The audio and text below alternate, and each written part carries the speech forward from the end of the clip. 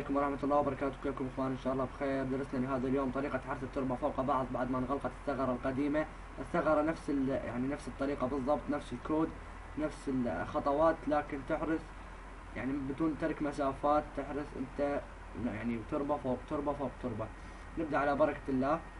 نذهب الى جار، انتظر ثواني زر الحفظ يخزن. نذهب الى جار، نكون مجهزين برنامج تشارلز.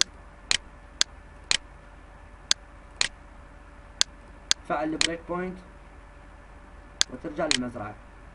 راح يظهر لك التفاعل تلقائيا مثل ما تلاحظون. الرسالة الأولى لتشارلز اوفرفيو وإيديت ريكويست، ما بها إيديت ريسبونس. نضغط اكسكيوت على أساس تلقى الإشعار الثالث اللي هو إيديت ريسبونس. ندخل على إيديت ريسبونس ثم إلى IMF.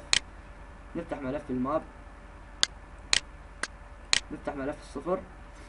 تلاحظون السترينج دي نجعلها سترينج لحالها، يعني نفس الكود انت تخليه اللي هو 3002 4. ترفع البريك بوينت وتضغط اكسكيوت.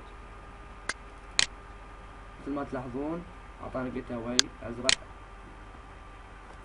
راح يعطينا المزرعة فاضية مثل ما تلاحظون اخوان انتم. يعني تحرث باستخدام رقم 1 يعني هاي القطعة، يعني رقم 4 قطع، 9 قطع. راح استخدم 9 قطع معكم. احرث هنا، احرث يعني بجانبها مباشرة. اذا كان حرثكم بهذه الطريقة اخوان، اذا كان حرثكم بهذه الطريقة، واذا كان بالعرض تضعون هنا وهنا بدون ترك مسافة. تذهب الى جار، ترجع للمزرعة. راح تلاحظ التربة بدون اي رص، مثل ما تلاحظون نفس الحرث الاول، مثل ما تلاحظون بدون اي رص او اي. نذهب الى جار،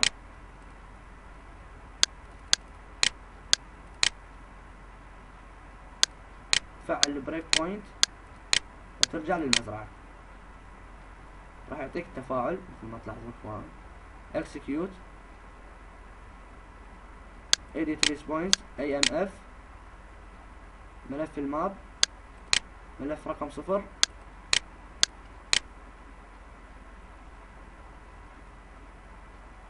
الاي دي تجعلها string لحالها، وتكتب الكود اخوان اللي هو 3002 4.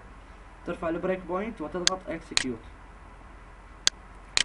جيت اواي ازرق نظيف. راح يعطيك المزرعة فاضية يا اخوان.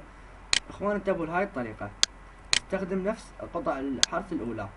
احنا حرثنا يعني بهذه الزاوية، نقدم خطوة واحدة فقط ونحرث. حركة واحدة بالماوس اخوان. تذهب الى جار،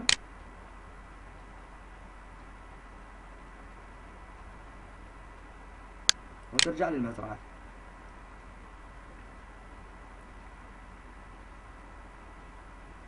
مثل ما تلاحظون اخوان كيف رص التربة، يعني انت بالمسافة اللي خليتها اخوان. مثل ما تلاحظون كيف نزرع نقدر يعني حتى تقدر تحركهم. هذه 9 وهناك 9 يعني. راح اعيد لكم الكرة مرة اخرى. راح اعيد لكم الكرة اخوان. نذهب الى جار،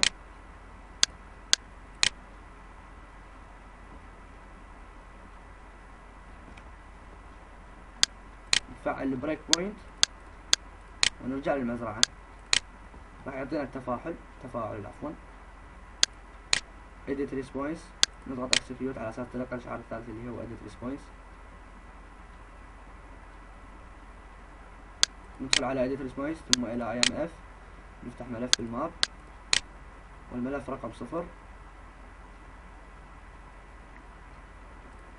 الاي دي مثل ما تلاحظون تجعلها string لحالها، وتضع الكود اللي هو 3002 4 324. ترفع البريك بوينت وتضغط اكسكيوت. جيت اواي اولا اخوان، بس انتبهوا على السرعة. طبعا انتم كل ما تكونون اسرع كل ما تكونون جيت اواي يعطيكم اياه فاضي. مثل ما تلاحظون المزرعة فاضية. نضغط على التربة ايضا 9. احنا حركنا بالمرة الاولى هنا، المرة الثانية تركنا حركة واحدة، المرة الثالثة راح نترك حركتين. يعني هاي حركة حركتين بهالشكل. ننتظر زر الحفظ يحفظ عندنا. نذهب إلى جار ونرجع للمزرعة الرئيسية.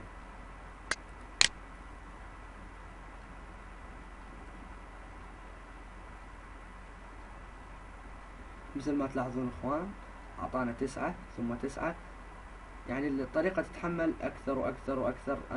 انا كان عندي مثل هذا الرص لكن مسحته عشان اصور لكم الفيديو. اذا عجبكم الفيديو لا تبخلون باللايك والاشتراك بالقناة لكل جديد وحصري، والسلام عليكم ورحمة الله وبركاته.